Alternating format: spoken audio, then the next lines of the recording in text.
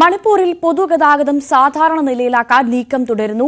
ഇന്നലെ ഉണ്ടായ സംഘർഷത്തിൽ ഒരാൾ കൊല്ലപ്പെടുകയും 30 പേർക്ക് പരിക്കേൽക്കുകയും ചെയ്തു. സ്ഥിതിഗതികൾ ആഭ്യന്തര മന്ത്രാലയം നിരീക്ഷിച്ചു വരികയാണ്.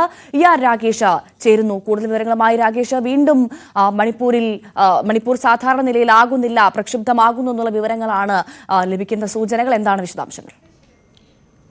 ഭവ്യ, മണിപ്പൂരിൽ കഴിഞ്ഞ 2 വർഷമായി സംഘർഷമുണ്ട്. പക്ഷേ കഴിഞ്ഞ 4 മാസമായി സംഘർഷമൊന്നും തന്നെ റിപ്പോർട്ട് ചെയ്യപ്പെട്ടിരുന്നില്ല. അപ്പോൾ മണിപ്പൂരിനെ സാധാരണ നിലയിലേക്ക് കൊണ്ടുവരുന്നതിന്റെ ഭാഗമായാണ് ഈ പൊതുഗതാഗതം ആരംഭിക്കാനുള്ള തീരുമാനം സ്വീകരിച്ചത്. കാരണം 2-ാം തീയതി കേന്ദ്ര ആഭ്യന്തരമന്ത്രി അമിത്ഷായുടെ സാന്നിധ്യത്തിൽ ഒരു യോഗം ചേരുകയും ഈ യോഗമാണ് പിന്നീട് പൊതുഗതാഗതം ആരംഭിക്കാം, അതായത് കുക്കി മേഖലയിൽ നിന്ന് മറ്റു മേഖലകളിലേക്ക് വാഹനങ്ങൾ തിരിച്ചും ആ രീതിയിലുള്ള ഒരു സംവിധാനം ഒരുക്കാമെന്ന തീരുമാനത്തിലേക്ക് എത്തിയത്.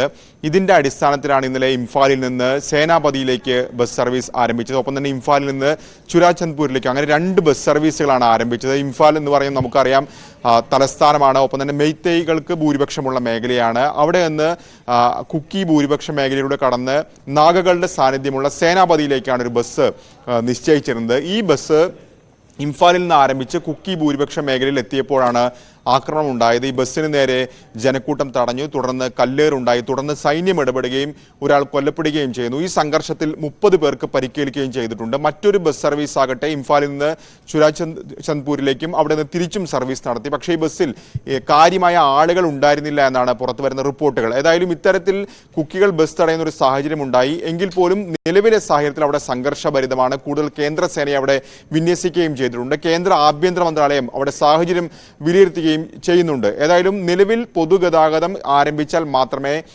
സാധാരണ നിലയിലേക്ക് കൊണ്ടുവരാൻ മണിപ്പൂരിനെ സാധിക്കൂ എന്നൊരു വിലയിരുത്തലാണ് കേന്ദ്ര സർക്കാരിനുള്ളത്. ഇതിന്റെ അടിസ്ഥാനത്തിൽ ഏതായാലും കേന്ദ്രം കാര്യങ്ങൾ ഇപ്പോൾ ഈ ഘട്ടത്തിൽ നിരീക്ഷിച്ചു വരികയാണ്. പക്ഷേ സംഘർഷം ഇനിയും പൊട്ടിപ്പുരാനുള്ള സാധ്യതയും തള്ളിക്കളയാൻ സാധിക്കില്ല. ഭവ്യ. ശരി.